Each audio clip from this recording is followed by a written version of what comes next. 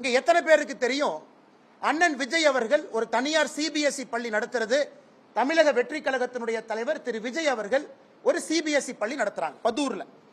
அந்த பள்ளியினுடைய பெயர் விஜய் வித்யாசிரம். நடிகர் விஜய் அவர்கள் தமிழக வெற்றி கழகத்தினுடைய தலைவர் விஜய் வித்யாசிரம் என்கின்ற பள்ளி நடத்துறாங்க. சி ஜோசப் விஜய் என்கின்ற பேரை பாருங்க, நான் கொடுத்திருக்கிற டாக்குமெண்ட்ல கொஞ்சம் ஜூம் பண்ணுங்க. சி ஜோசப் விஜய் என்கின்றவர் யாரு?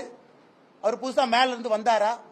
அவருடைய இடத்தை 35 ஆண்டுகள் 2017 இருந்து 2052 வரை திரு ஜோசப் விஜய் அவர்கள் அவருடைய இடத்தை ஒரு அறக்கட்டளைக்கு 35 ஆண்டு லீஸ் கொடுக்கிறார். அந்த அறக்கட்டளை யாருடைய பேர்ல ரெஜிஸ்டர் ஆயிருக்குன்னா திரு சந்திரசேகர் அவருடைய பேர்ல, SA சந்திரசேகர் அவருடைய பேர்ல அந்த அறக்கட்டளை ரெஜிஸ்டர் ஆயிருக்கு.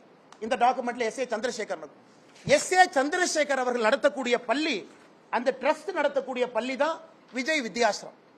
என்ன அர்த்தத்தில் சில அரசியல் தலைவர்கள் அவங்க நடத்துற பள்ளி சிபிஎஸ்இ, அவங்க நடத்துற பள்ளியில ஹிந்தி இருக்கு, அவங்க சொந்த குழந்தைங்க பிரெஞ்சு படிக்கிறாங்க. அன்பில் மகேஷ் பொய்யாமொழியினுடைய சொந்த குழந்தை பிரெஞ்சு மொழி படிக்கிறாங்க. இந்த அரசியல்வாதிகள் எந்த லட்சணத்தில் வெளியே வந்து அரசு பள்ளியில் இருக்கக்கூடிய மாணவர்கள் மட்டும் 2 மொழி படிக்க வேண்டும் என்று எந்த லட்சணத்தில் சொல்றாங்க?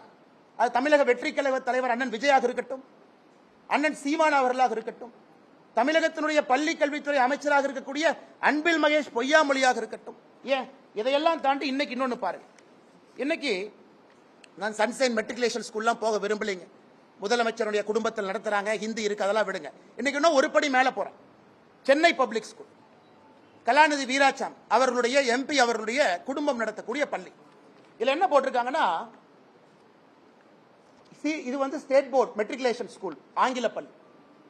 English is taught as first language, second language நீங்க தமிழ், ஹிந்தி, பிரெஞ்சு எது வேணாலும் எடுத்துக்கலாம். இங்க பாருங்க, இந்த பள்ளிக்கூடம் மெட்ரிகுலேஷன் பள்ளிக்கூடத்தில் தமிழ் கம்பல்சரி கிடையாது. நான் சிபிஎஸ்இ பத்தி பேசலீங்க.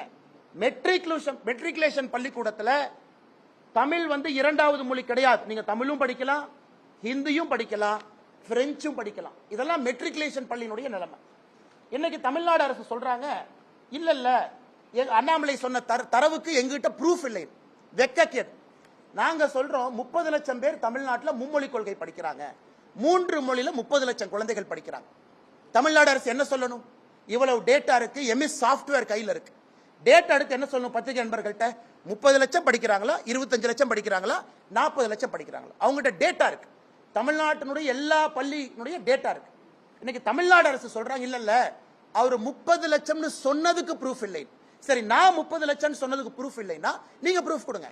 நீங்க 10 லட்சம் சொல்றீங்களா, ப்ரூஃப் கொடுங்க. 20 லட்சம் சொல்றீங்களா? ஒரு தமிழ்நாடு அரசு, இவ்வளவு பெரிய ஒரு அரசு, இத்தனை ஆயிரம் பேர் வேலை பார்க்கறாங்க, இத்தனை IAS அதிகாரிகள் இருக்கிறாங்க.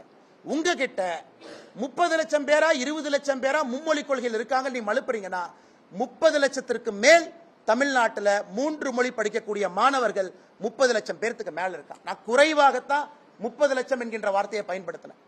தனியார் பள்ளியில படிக்கிறவங்க 56 லட்சம் என்று குறைவாக பயன்படுத்தினேன். BT அரசகுமார் தனியார் பள்ளி கூட்டமைப்பினுடைய தலைவர் 68 லட்சம் புள்ளி விவரம் கொடுக்கிறார். அவர் 68 லட்சம், நான் 68 லட்சம் கூட சொல்லிங்க, 56 லட்சம். 30 லட்சம் பேர் 3 மொழிங்கிற. அதனால தமிழ்நாடு அரசு வெள்ளை அறிக்கை கொடுக்கட்டும், எத்தனை பேர் 3 மொழி தமிழ்நாட்டில் படிக்கிறாங்கன்னு நம்ம பார்ப்போம்.